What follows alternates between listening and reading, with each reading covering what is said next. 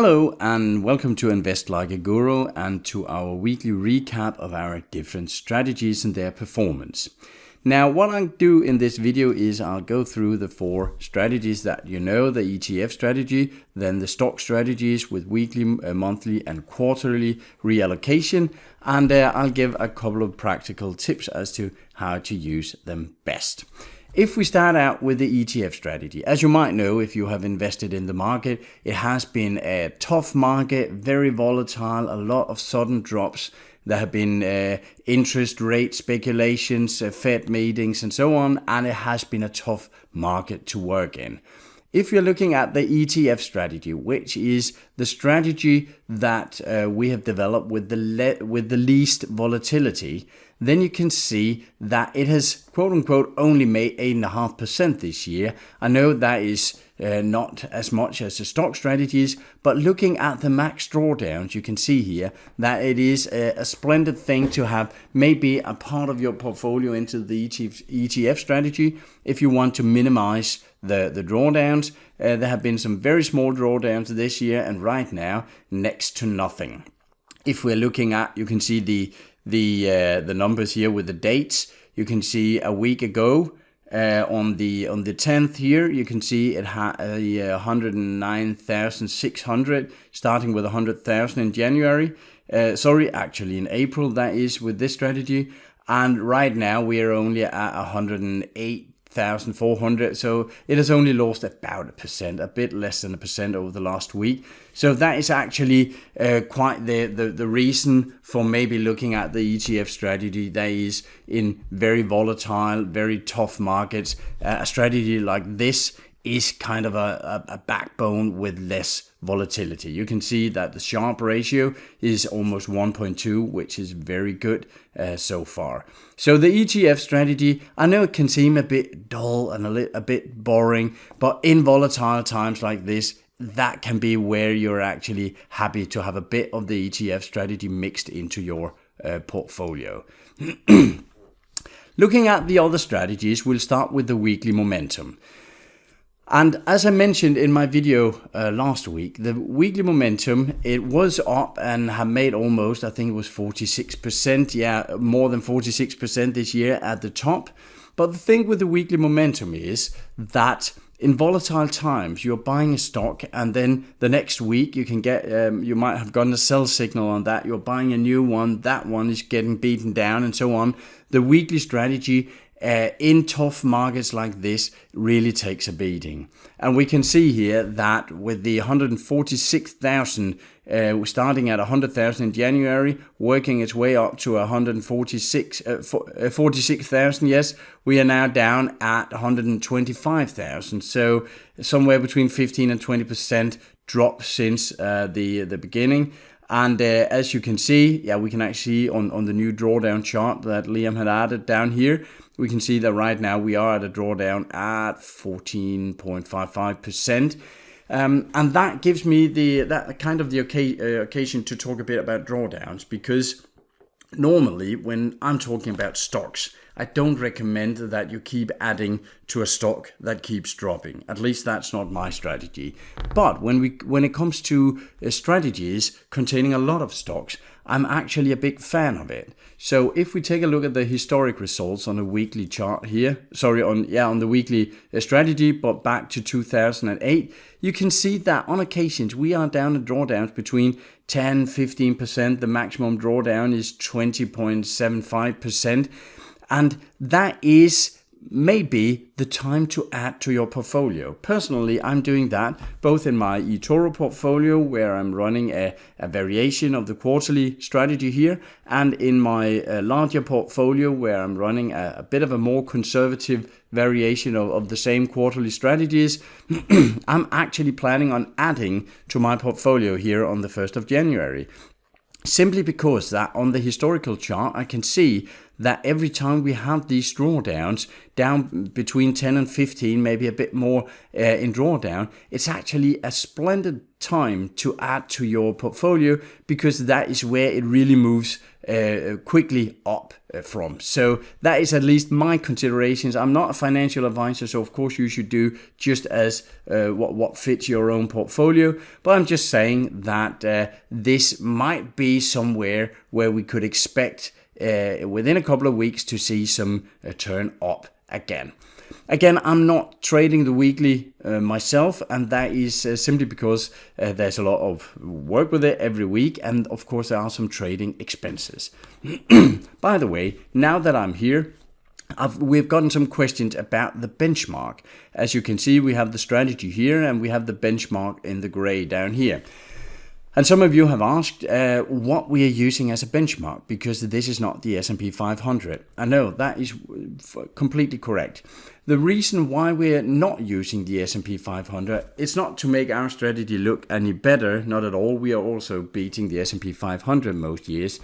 But it is because the way we develop strategies is that we focus on volatility, meaning risk. We want this Sharpe ratio to be as high as possible. And that means that if we take our strategies and compare them to the S&P 500, it's not really a fair comparison, because the S&P 500 has quite a lot more volatility than our strategies. So what we have tried to find is an ETF containing primarily stocks, also a bit of bonds, but has pretty much the same volatility graph, the same volatility risk picture as we have. And here we have chosen the ETF called AOA. It is an iShare Core Aggressive Allocation ETF here. And it looks very much like our models on the volatility side, just that we have a lot more percentages in performance. But if we look down here, there's of course a lot of key facts about it here. But if we look at their allocations, we can see that it is an ETF that contains a lot of other ETFs, like the S&P 500. There is some bond markets, there's some emergence, bonds here again, mid cap, small cap, some cash and so on. So it is a fairly conservative ETF, and that shows in the volatility picture, and that's why we have chosen it as our comparison tool here. However, if some of you have a desperate need to see our strategies compared to the S&P 500, I'm certain it can be arranged, but on the default screens here, it is the AOA ETF that we are comparing to. I hope that makes sense. All right, let's have a look at the two other strategies here. We have the monthly momentum. Again, we are up 18.77% this year. Of course, that is nice, but we were up to 42% just back in November. That's 1.5 months ago, and a lot has happened there with the volatile market.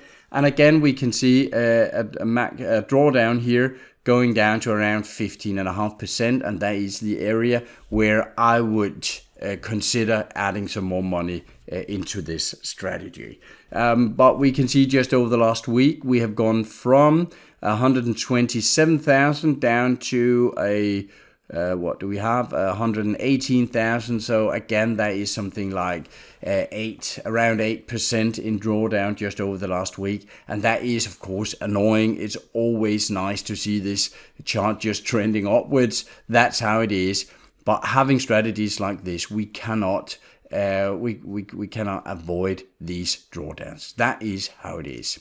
All right, the last one is the quarterly momentum. This is what I like best, to be honest, myself personally, but that is because, first of all, there's less trading work in it. There are less trading costs. And when you buy a stock, it might drop in the beginning, but you give it some time to work. And that is actually one of the benefits, as I see it, with the quarterly momentum strategy. It was up at 48% earlier this year, but now we are in a drawdown, and it has dropped down to 23% here. Just over the last week, we went from 127,000, meaning a 27%, down to 23%. So that is about between 3 and 4% drop this week. It is the one of the stock models with the least drop the last week. So that is that. And again, we have the drawdown, and again, that is where I personally consider to go in. Now, one thing that should be mentioned in this video is that those of you following the stock strategies, you got an email Friday saying that the strategies had gone risk off. Now, the risk off is a part of our algorithm, and it is very well tested, and it is a number of different indicators and way we are measuring this that tells us now it is time to get out of the stock market. Now, it doesn't mean that the stock market is going to crash, not at all. The thing it tells us is that there are a larger amount of nervousness in the market. So the market is nervous, and therefore it's time to get out. Now, when we have tested it, both live with real money and in back tests, we can see that sometimes we get a risk off signal, and we are risk off for 3 months.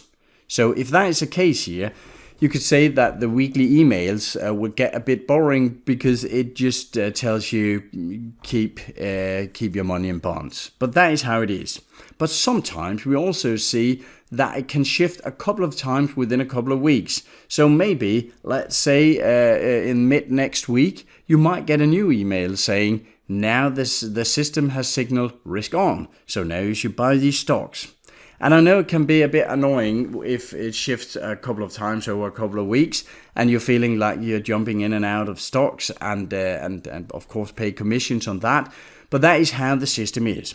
I can tell you that when we have developed it and tested it, once in a while we have been looking at these risk off signals, and we have tried to outsmart the system and said, all right, ourselves personally, our own view on the market is that we shouldn't go risk off. And pretty much every single time we have tried to put some subjective trading wisdom into the strategy, we have ended up losing, meaning that the strategy did better than us when we tried to outsmart the strategy. So my recommendation to you, but that is only a recommendation, you can do whatever you want with your own money, but that is to follow the strategy. It might be a disadvantage right now, but over the long run, it turns out that this 100% rules-based strategy, when you choose to follow that, it actually does better than when you try to put subjective trading wisdom into it. I hope that makes sense, but of course, as I said earlier, you can do whatever you want. It's your money, and we are not trading advisors. This is simply a well-tested strategy that we use ourselves for our own money. That's all for today. A bit of a tough week here, but it seems like all of the models will be ending the year in some very nice positive results, even though we have seen some drawdowns and some volatility lately. But that is how it is. We never know what the market will give us. I hope you'll have a nice Christmas week, and I'll talk to you again shortly. Bye for now.